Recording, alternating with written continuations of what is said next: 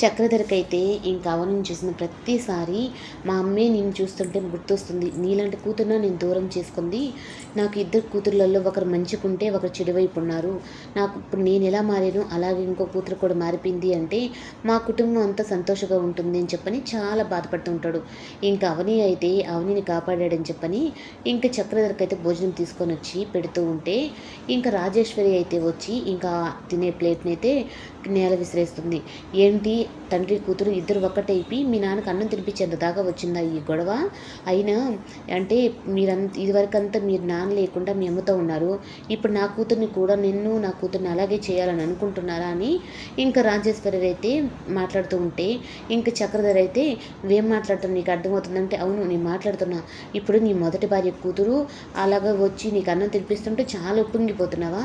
మరి నా కూతురు జీవితం ఏమవుతుందని చెప్పని కాస్తైనా ఆలోచించారా మీరు అన్నట్టుగా తను మాట్లాడుతుంటుంది.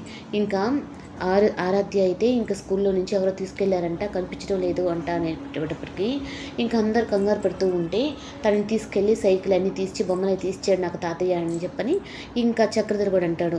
నా మనవరాలు నన్ను తాతయ్య అని చెప్పి పిలుస్తుంటుంటే నాకు చాలా సంతోషంగా వేసిందమ్మా అని.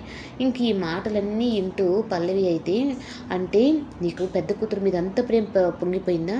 రేపు ఆస్తి అంతా కూడా నీ కొడుకు కూతురికి రాసిస్తే మరి నాకేం వస్తుంది అన్నట్టుగా ఉంటుంది. ఇంకా అందరూ పండుగ వాతావరణం లాగా ఉందని మీరు కూడా నా భోజనం చేసి వెళ్ళండి నాన్న అని చెప్పంటే ఇంకా అలా అన్నం తింటూ ఉంటే దీన్ని ఇలాగే వదిలేస్తే మా నాన్న శాశ్వతంగా ఈ అవని నాకు దూరం చేసేస్తుంది.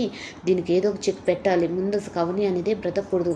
అప్పుడే నాకు ఈ ఇంట్లో కానీ ఆ ఇంట్లో కానీ నాకు గౌరవం దక్కుతుంది అని చెప్పనని ఇంకా అవని మీద అయితే ఇంకా చాలా కోపం పెంచుకుంటుంది.